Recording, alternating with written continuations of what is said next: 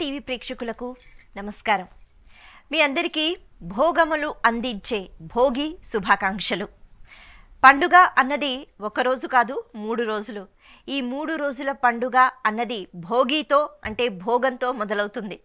భోగము అంటే ఎవరికి భోగము? భోగము నాకా మీకా అంటే కాదు. ఇక్కడ ఎంతో మంది భోగాన్ని అనుభవిస్తున్నారు అని ముందుగా మనం తెలుసుకోవాలి. చేతికి పంట వచ్చిన తర్వాత ఆ ఇంటిలో నిండుగా ధాన్యము అన్నది కనిపించిన తర్వాత ఇంకేముంది?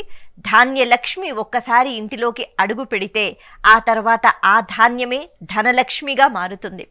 ఆ ధాన్యమే అందరికీ ఆహారంగా ఉంటుంది. అలా ఇప్పుడంటే ఉద్యోగాలు రకరకాలు, ఉపాధులు రకరకాలు, కానీ ఇదివరకైతే చాలా చక్కగా అందరూ వ్యవసాయం చేసుకుంటూ ఉండేవారు, పంటలు పండించుకుంటూ ఉండేవారు. ఒక్కొక్కరు ఒక్కొక్క పంట పండించుకుంటూ ఉండేవారు, కేవలం ధాన్యం అనే కాదు. అలా వాళ్ళకి ఉపాధి అంటే వ్యవసాయం. మరి అలా పంటలు పండాలి, చేతికి చక్కగా పంట అన్నది అది దక్కాలి, అది నాశనం అయిపోకూడదు. చాలా జాగ్రత్తగా, ఎందుకంటే చాలా కష్టపడతారు కదా. అలా కష్టపడిన తర్వాత ఆ పంట చేతికి వచ్చిన తర్వాత ఎంతో ఆనందం. ఎందుకంటే ఆ పంటలోనే జీవన మనుగడ అన్నది ఉంటుంది. అంటే ఆహారం తిని బ్రతకటం, అలాగే అది అమ్ముకుని డబ్బులు తీసుకున్న తర్వాత జీవితాన్ని కొనసాగించటం అన్నది ఉంటుంది. మరి ఈ పంటలకు కారణం ఎవరు అంటే ప్రత్యక్షంగా ఎంతోమంది కనిపిస్తారు, పరోక్షంగా కూడా ఎంతోమంది ఉంటారు. సూర్యనారాయణమూర్తి ఆయన ప్రత్యక్ష నారాయణుడు. ఆయన అనుగ్రహం ఉంటే, అలాగే పంచభూతాల అనుగ్రహం ఉంటే, అలాగే వర్షాలు పడితే, అలాగే పశువుల యొక్క సహకారంతో మనకి ఈ పంటలు అన్నవి చేతికి వస్తున్నాయి. ఇప్పుడంటే రకరకాల పరికరాలు అన్నవి వచ్చేసాయి, కానీ ఇదివరకు ఆ ఎడ్ల బళ్ళు అలాగే కదా, అది దున్నటము, అలాగే ఆ పంటలు పండించటము. కాబట్టి ఇలా పంట చేతికి వచ్చింది అంటే ప్రతి ఇంటిలో కూడా భోగము, ఆనందము అందరూ అనుభవించేవారు. అలా ఎప్పుడైతే ధాన్యాన్ని తీసేసి గడ్డి మిగిలిపోతుందో పశువులు కూడా భోగాన్ని అనుభవించేవారు. ఎందుకు అంటే ఆ గడ్డి మళ్ళీ పశువులకే వేస్తారుగా. పంటలు అన్నవి లేకపోతే ఆ ఎండుగడ్డి అన్నది ఎలా వస్తుంది? ఇలా పశువులకి కూడా భోగం.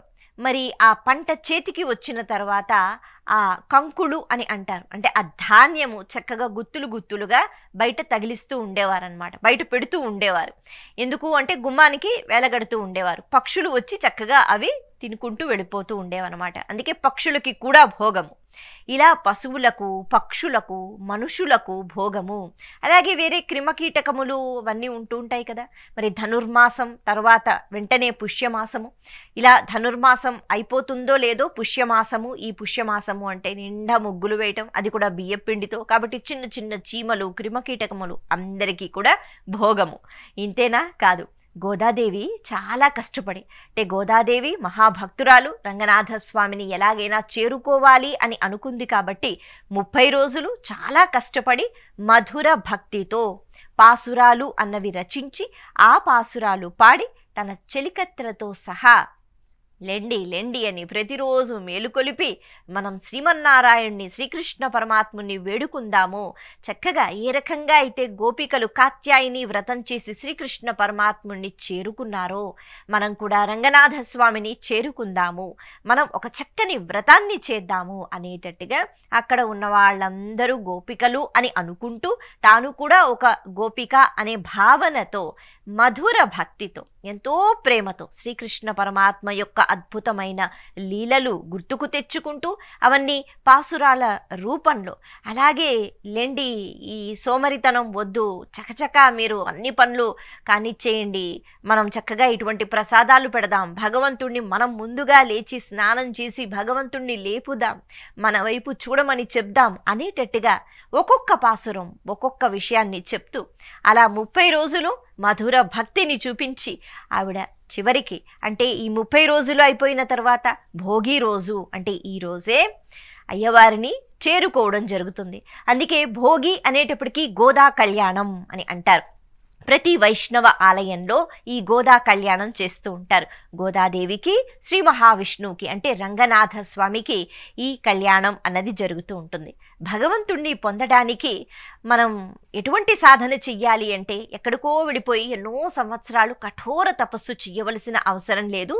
ముఖ్యంగా కలియుగంలో భగవంతుణ్ణి అలా ప్రేమతో స్మరించుకుంటే చాలు అనేటట్టుగా తన మధుర భక్తిని చూపిస్తూ అమ్మవారు అంటే గోదాదేవి చాలా చక్కగా రంగనాథ స్వామిని చేరుకున్నారు. ఆ పుణ్యతిథి ఈ భోగి రోజు. అలా ప్రతి ఒక్కరికి భోగములు అందించింది కాబట్టి భోగి. ఇక అటువంటి భోగములు ఉన్నాయా, ఇటువంటి భోగములు ఉన్నాయా అని లెక్క పెట్టుకోకుండా మనలో ఉన్న పాత ఆలోచనలు, లేకపోతే మనలో ప్రతి ఒక్కరిలో కూడా ఒక మార్పు అన్నది ఎప్పుడూ వస్తూ ఉంటుంది, రావాలి. అది మంచి మార్పు అయి ఉంటూ ఉండాలి. భోగి అనేటప్పటికీ మనకి భోగి మంటలు గుర్తుకొస్తాయి. ప్రారంభమవుతుందే చక్కగా ఈ చలిలో మంటలు వేసుకోవడం. ఆ మంటలు అంటే మనందరికీ తెలిసిన విషయమే. ఇంట్లో పాత పాత వ్యర్థ పదార్థాలు ఏవైతే ఉన్నాయో అన్నీ తెచ్చి వేసేస్తూ ఉంటాం. అంటే పాత ఆలోచనలు, పనికిరాని ఆలోచనలు ఏవైతే ఉన్నాయో దాన్ని అగ్నిలో వేసేయాలి. అగ్ని అన్నీ స్వీకరిస్తుంది. ఒక కాగితం ముక్క వేసినా స్వీకరిస్తుంది, ఇంత ఇసుక వేసినా స్వీకరిస్తుంది, ఒక కర్ర ముక్క వేసినా స్వీకరిస్తుంది, అన్నిటినీ కూడా బూడిద చేసేస్తుంది.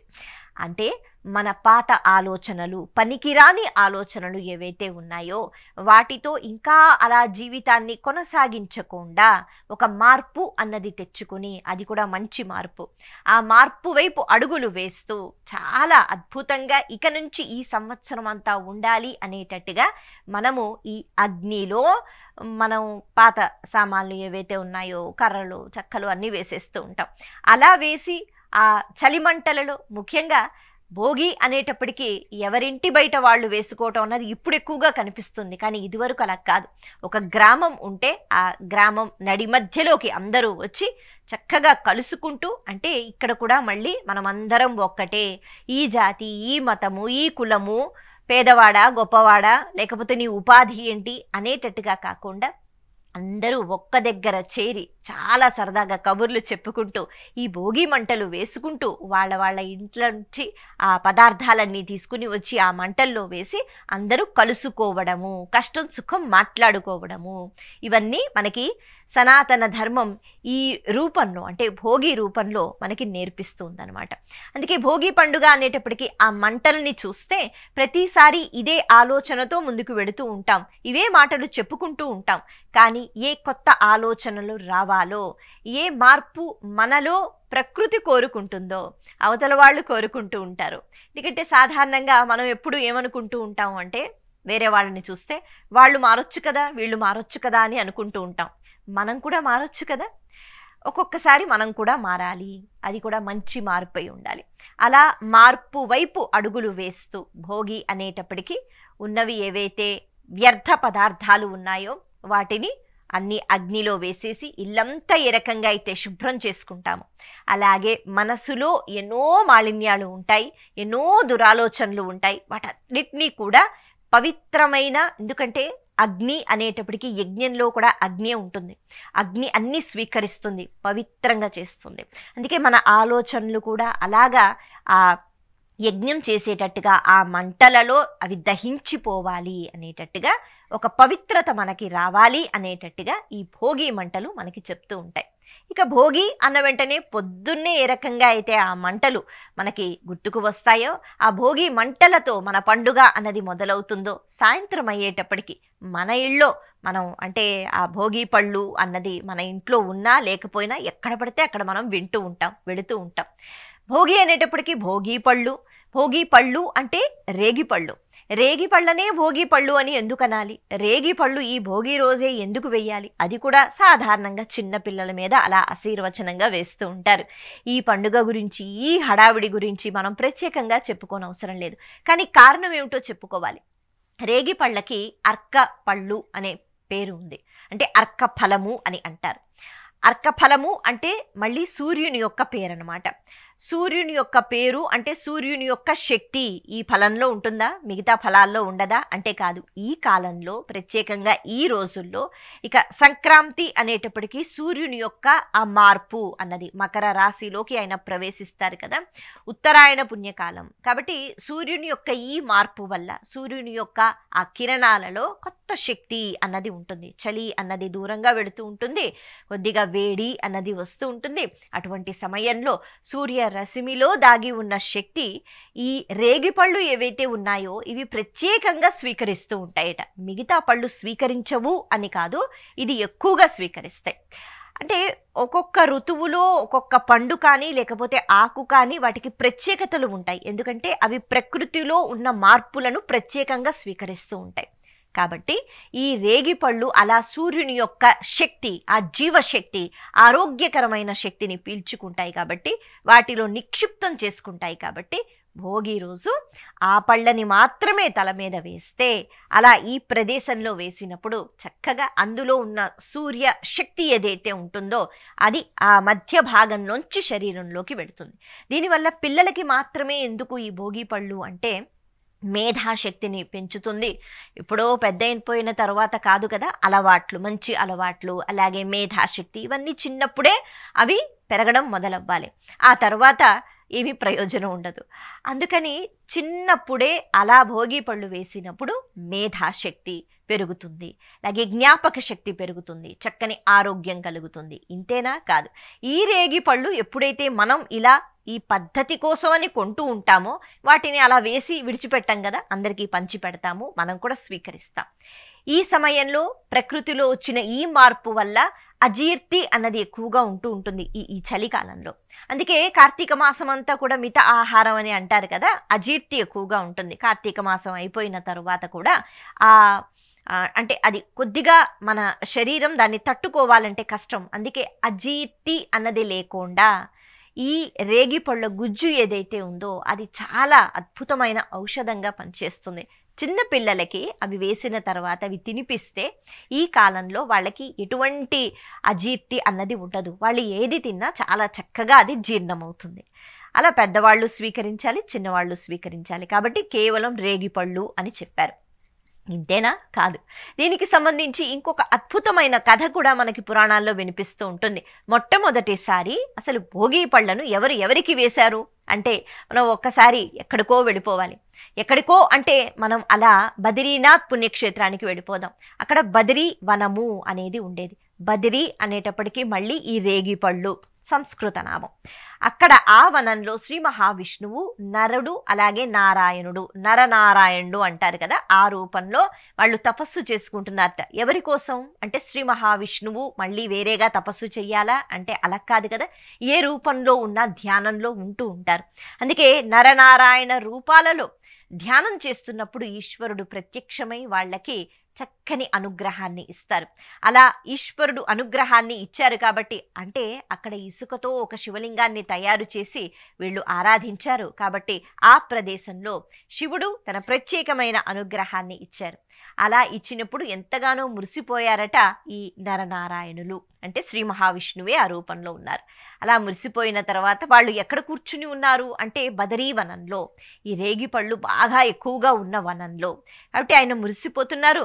భగవంతునికి ఇంత కారుణ్యము, ఇంత ప్రేమ ఉందా అనేటట్టుగా దేవతలందరూ కూడా మురిసిపోయి శ్రీ మహావిష్ణువుకి అక్కడ అంటే అందరం వచ్చి ఏ రకంగా ఎవరికైనా మంచి జరిగితే చాలా ఆనందంగా ఉంది అని మన భావనలు మనం వ్యక్తపరుచుకుంటూ ఉంటాం కదా, అలాగే శివానుగ్రహాన్ని పొందిన ఆ శ్రీ మహావిష్ణువుని కలవటానికి అందరూ వచ్చి అక్కడ ఉన్న రేగి పళ్ళతో శ్రీ మహావిష్ణువు పొంగిపోతూ ఉంటే ఆయనకి అభిషేకం చేసి వీళ్ళందరూ పొంగిపోయారట. అభిషేకం అంటే ఎలా చేస్తారు, తలమించే కదా వేస్తారు. మరి అక్కడ ఎక్కువగా రేగి పళ్ళు ఉన్నాయి. అందుకని ఆ బదరీ వనంలో ఈ బదరీ ఫలాలను తీసి శ్రీ మహావిష్ణువు మించి వేసి అభిషేకం చేసి వాళ్ళు పొంగిపోయారట. శివానుగ్రహాన్ని పొంది ఇక్కడ శ్రీ మహావిష్ణువు పొంగిపోయారట.